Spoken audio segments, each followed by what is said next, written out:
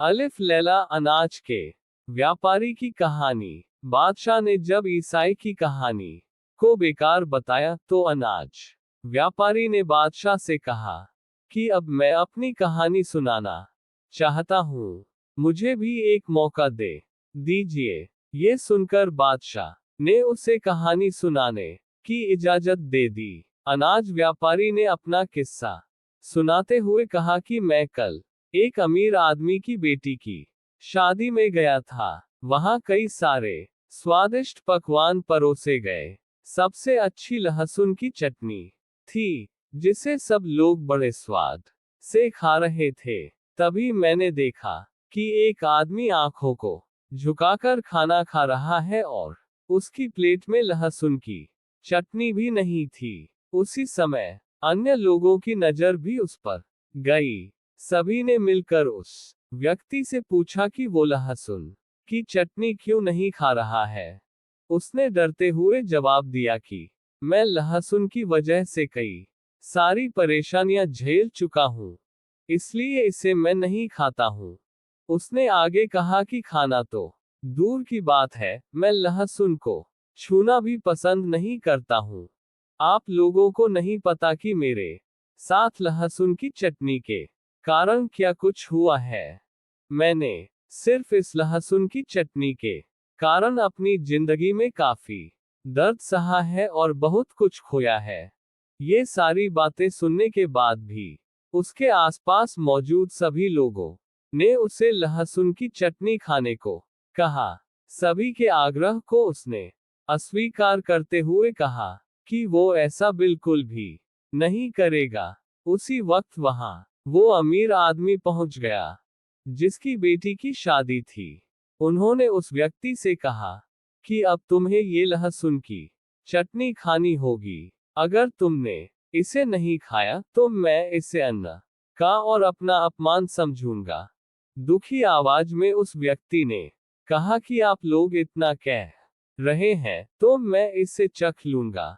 यह सुनकर वहां मौजूद सभी लोग खुश हो गए। तभी लहसुन की चटनी खाने के लिए उस व्यक्ति ने एक शर्त रखी। उसने कहा कि मैंने प्रण लिया है कि अगर मैं कभी भी लहसुन को हाथ लगाऊंगा या खाऊंगा तो एक खास घास, राख और साबुन से 100 बार अपना हाथ और मुंह धोऊंगा। इस शर्त को वो अमीर व्यक्ति तुरंत मान गया जिसकी बेटी की शादी थी। उसने फटाफट उस खास घास के साथ ही राख और साबुन का इंतजाम कर दिया।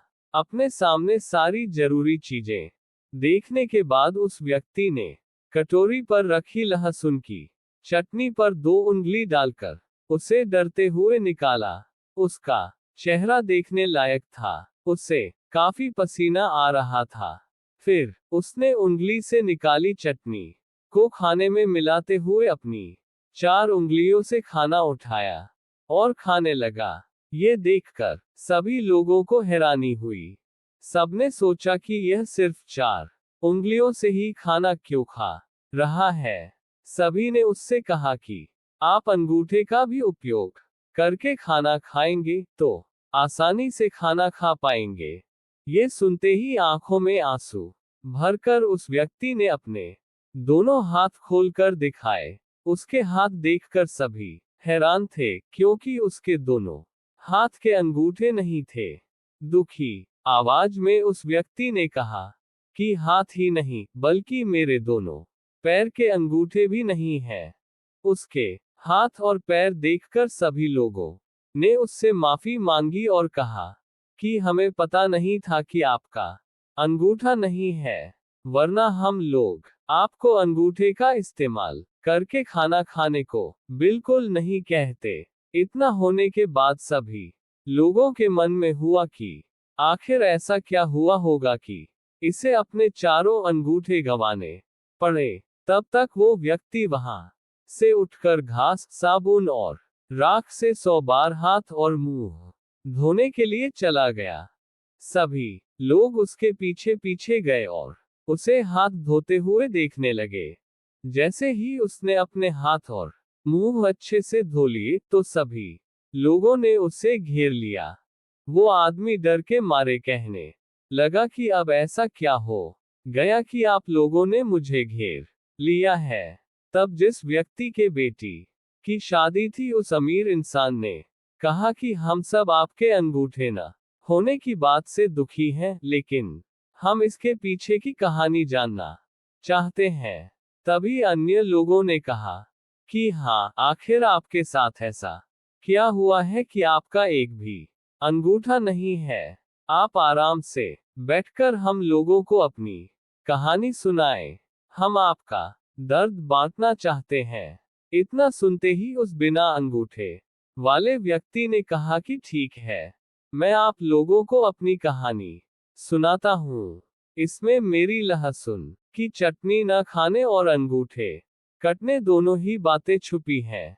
इतना कहकर वो खाने की टेबल के बगल में रखी कुर्सी पर बैठ गया और अपने साथ हुए उस किस्से को याद करते हुए कहानी सुनाने लगा।